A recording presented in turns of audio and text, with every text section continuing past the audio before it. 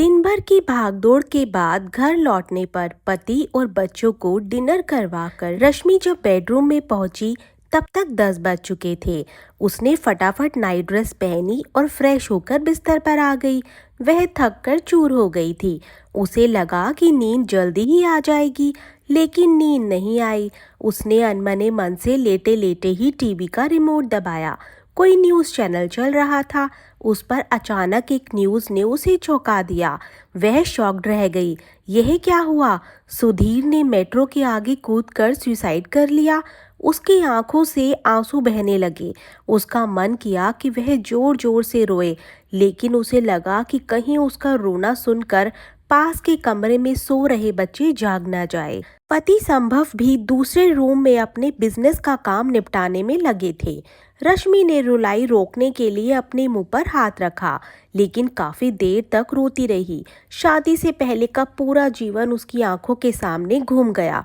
बचपन से ही रश्मि काफी बिंदास, चंचल और खुले मिजाज की लड़की थी।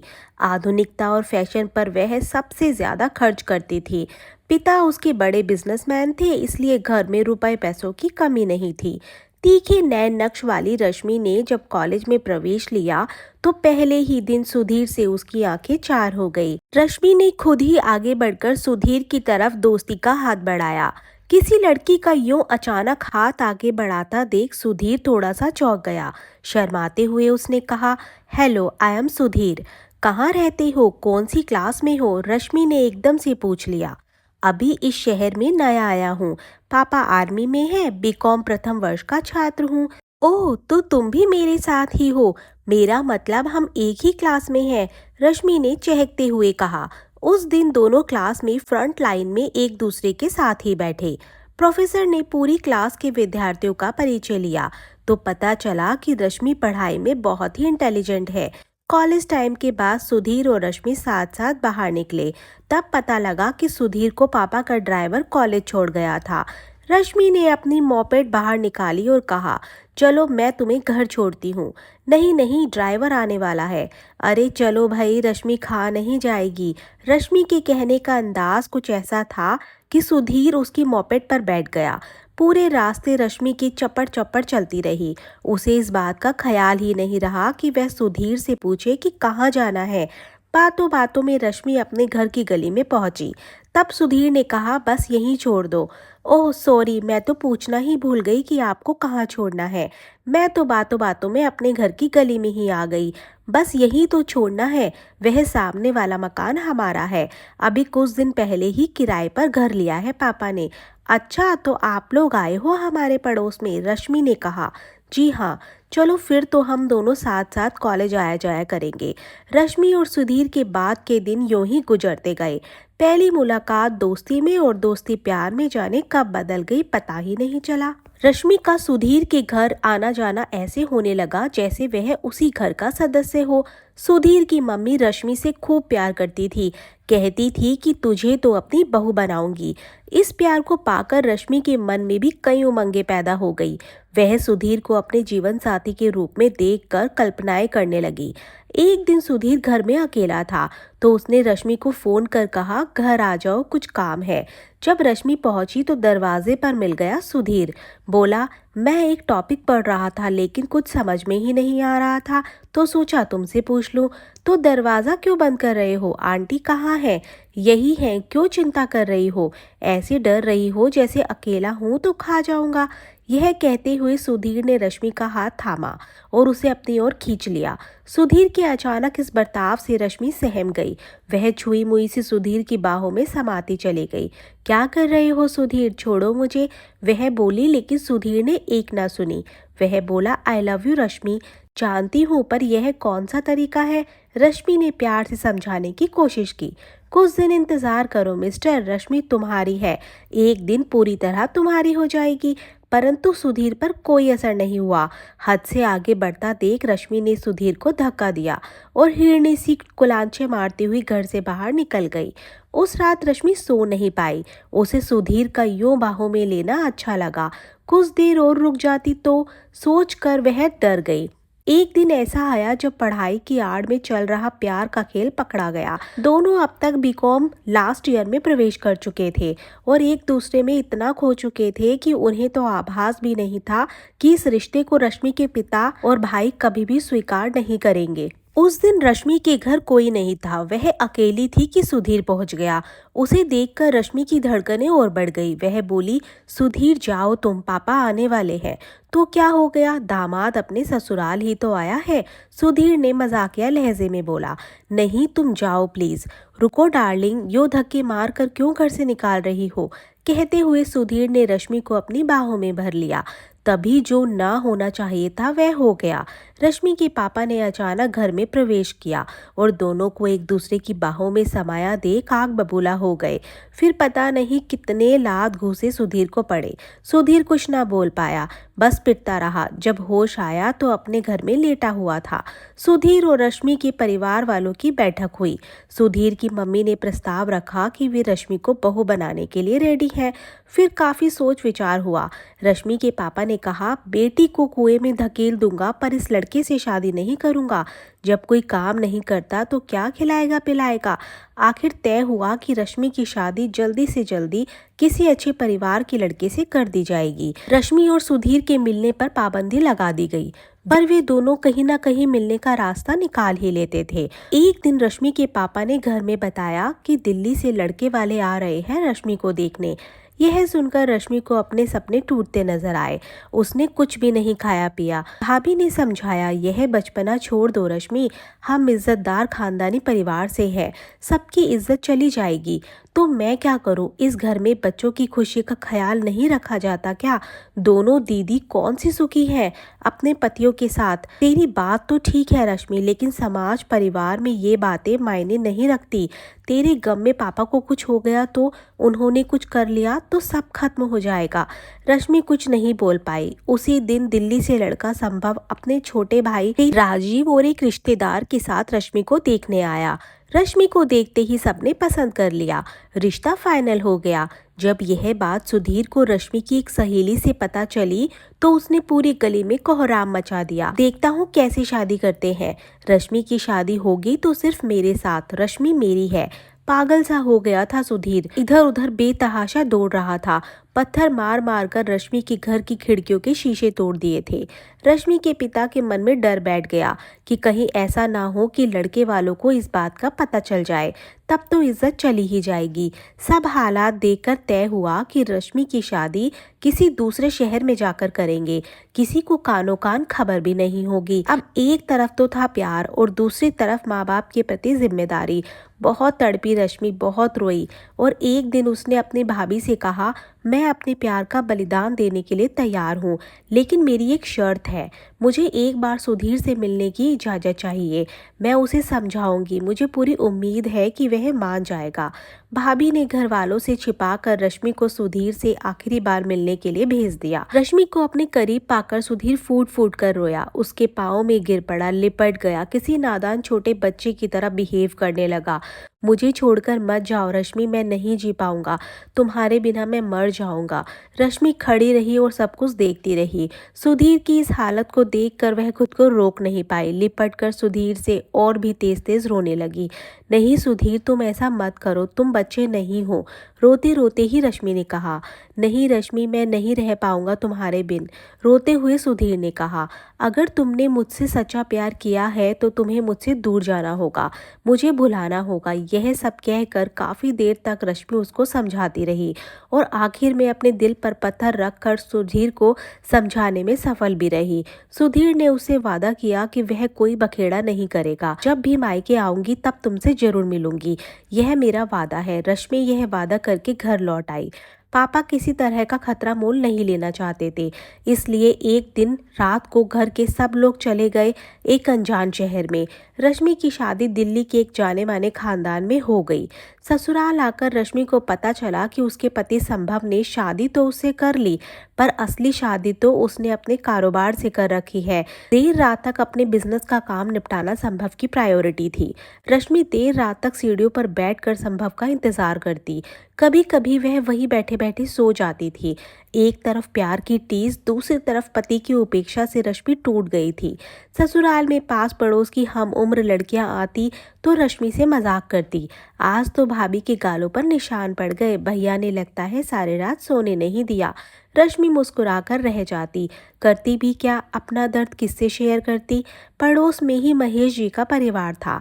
उनके एक कमरे की खिड़की रश्मि के कमरे की तरफ खुलती थी।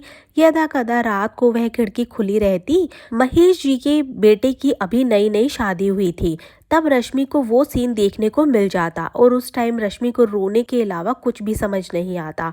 संभव जब कभी रात में अपने कामकाज से जल्दी फ्री हो जाता तो रश्मि के पास आ जाता, लेकिन जब तक संभव इतना थक चुका होता कि बिस्तर पर आते ही खर्राटे लेने लगता।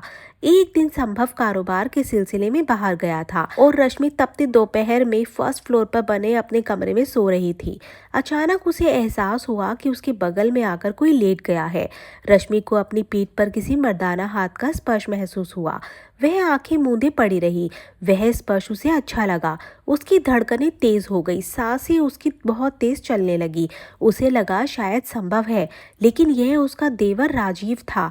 उसे कोई ऐतराज न करता देख राजीव का हौसला बढ़ गया तो रश्मि को कुछ अजीब सा लगा। उसने पलटकर देखा तो एक झटके से बिस्तर पर उठ बैठी और कड़े स्वर में राजीव से कहा कि जाओ अपने रूम में, नहीं तो तुम्हारे भैया को सारी बात बता दूंगी। तो वह तुरंत उठा और चला गया। उधर सुधीर ने एक दिन कहीं से रश्मि का ससुराल का फोन नंबर लेकर रश्मि को फोन किया तो उसने उससे कहा कि सुधीर, तुम्हें मैंने मना किया था ना कि अब तुम मुझसे कोई भी कांटेक्ट नहीं करोगे। मैंने तुमसे प्यार किया था, मैं उन यादों को खत्म नहीं करना चाहती। प्लीज़ अब फिर कभी मुझे इस तरह से कांटेक्ट मत करना। तब उम्मीद के विपरीत रश्मि के इस तरह के बर्ताव के बाद सुधीर ने फिर कभी रश्मि से कोई कांटेक्ट नहीं किया। रश्मि अपने पति के रूखे और ठंडे व्यवहार से परेशान थी। उसकी सास भी कम नहीं थी। रश्मि ने फिल्मों में ललिता पवार को सास के रूप में देखा था। उसे लगा कि वही फिल्मी चरित्र उसकी लाइफ में भी आ गया है। हसीन ख्वाबों के लिए उड़ने वाली रश्मि धरती पर आ गई। संभव के साथ जैसे तैसे एडजस्ट किया उसने, परंतु सास से तो उसकी पटती ही नहीं थी। संभव को भी लगा कि अब सास बहू का एक साथ रहना बहुत मुश्किल है।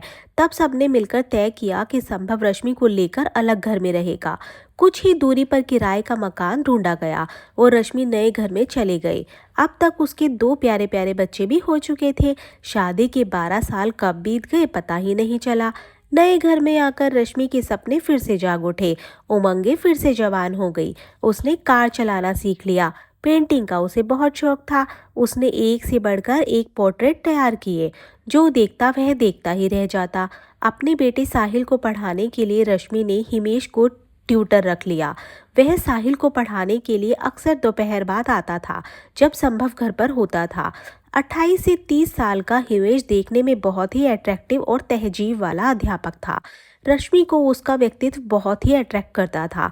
खुले विचारों की रश्मि हिमेश से हंस बोल लेती थी। हिमेश अविवाहित था। उसने रश्मि के हंसी मजाक को अलग ही रूप में देख लिया। उसे लगा कि रश्मि उसे पसंद करती है, लेकिन रश्मि के मन में तो ऐसा दूर दूर तक नहीं था। वह उसे एक टीचर के रूप में ही देखती थी और रिस्पेक्ट करती थी। एक दिन रश्मि घर पर अकेली थी। साहिल अपने दोस्त के घर गया था। हिमेश आया तो रश्मि ने कहा कि कोई बात नहीं, आप बैठिए, हम बातें करते हैं। कुछ देर में साहिल आ जाएगा। रश्मि ने चाय बनाई और दोनों सोफे पर बैठ गए। रश्मि ने बताया कि वह राधा कृष्ण की एक बहुत बड़ी पोर्ट्रेट तैयार कर रही है। उसमें राधा कृष्ण के प्यार को दिखाया गया है। यह बताते हुए रश्मि अपने अतीत में डूब गई। उसकी आंखों के सामने सुधीर का चेहरा घूम गया। हिमेश कुछ और समझ बैठा। उसने एक हिमाकत कर डाली। अचानक रश्मि का हाथ थामा और आई लव यू बोल दिया। रश्मि को लगा जैसे कोई बम फट गया है। गुस्से से उसका चेहरा लाल हो गया। वह अचानक उठी और गुस्से से बोली, आप उठिए और तुरंत यहाँ से चले जाइए और दोबारा इस घर में पाँव मत रखना, वरना बहुत बुरा होगा। हिमेश को तो जैसे सांप ही सूंघ गया। रश्मि का गुस्सा देखकर उसके हाथ कांपने लगे। आप मुझे गलत समझ रही हैं मैडम, उसने कांपते हुए स्वर में कहा। गलत मैं नहीं समझ रही, आपने मुझे समझ लिया है। एक टीचर के नाते मैं आपकी रिस्पेक्ट करती रही और आपने मुझे कुछ गलत ही समझ लिया। फिर एक पल भी नहीं रुका हिमेश। उसके बाद उसने कभी रश्मि के घर की तरफ पलटकर भी नहीं देखा। जब कभी साहिल ने पूछा तो रश्मि ने उससे कहा कि सर बाहर रहने लगे हैं। रश्मि की जिंदगी फिर से दौड़ने लगी। एक दिन एक 5 स्टार होटल में लगी डायमंड ज्वेलरी की सेल में ऊर्जा से रश्मि की मुलाकात हुई। वह बातों ही बातों में इतनी घुल मिल गई कि दोस्त बन गई। वह सच में ऊर्जा ही थी, गजब की फुर्ती थी उसमें। ऊर्जा ने बताया कि वह अपने घर पर योगा करती है। योगा सिखाने और अभ्यास कराने योगा सर आते हैं। रश्मि को लगा वह भी ऊर्जा की तरह गठीले और आकर्षक फिगर वाली हो जाए तो मजा ही आ जाए। तब हर कोई उसे देखता ही रह जाएगा। ऊर्जा ने स्वाति से कहा कि मैं योगा सर को तुम्हारा मोबाइल नंबर दे दूंगी, वे भी तुमसे कांटेक्ट कर लेंगे। रश्मि ने अपने पति संभव को मना लिया कि वह घर का सर से योगा सीखेगी। एक दिन रश्मि के मोबाइल की घंटी बजी। उसने देखा तो कोई नंबर था। रश्मि ने फोन उठाया तो उधर से आवाज आई, तो मैडम मैं योगा सर बोल रहा हूँ, ऊर्जा मैडम ने आपका नंबर दिया था, आप योगा सीखना चाहती हैं? हाँ मैंने कहा था ऊर्जा से, रश्मि ने कहा। तो कहिए कब से आना है, किस टाइम आ सकते हैं आप? कल सुबह 6 बजे तक आ जाता हूँ, आप अपना एड्रेस नोट करा दे। रश्मि ने अपना एड्रेस नोट करा दिया। सुबह 5:30 बजे का अलार्म लगा कर रश्मि सो गई। सुबह 6 बजे सर आ जाएंगे, यही सोचकर वह आधे घंटे में फ्रेश होकर तैयार हो गई।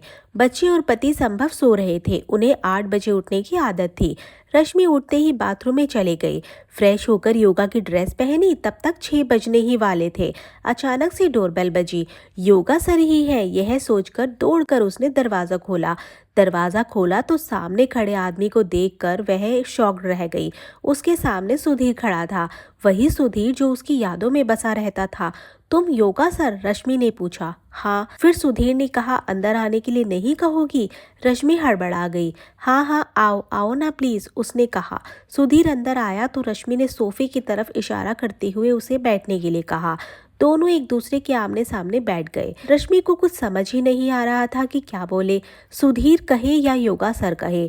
रश्मि सहज नहीं हो पा रही थी। उसके मन में सुधीर को लेकर बहुत से क्वेश्चंस चल रहे थे। कुछ देर में वह सामान्य हो गई। तब उसने सुधीर से पूछा, इतने साल कहाँ रहे? सुधीर चुप रहा तो रश्मि फिर बोली, प्लीज सुधीर मुझे ऐसी सजा मत दो, आखिर हमने प्यार किया था, मुझे इतना तो हक है जानने का। मुझे बताओ यहाँ तक कैसे पहुँचे और अंकल आंटी कहाँ हैं और तुम कैसे हो? रश्मि के आग्रह पर सुधीर को झुकना पड़ा।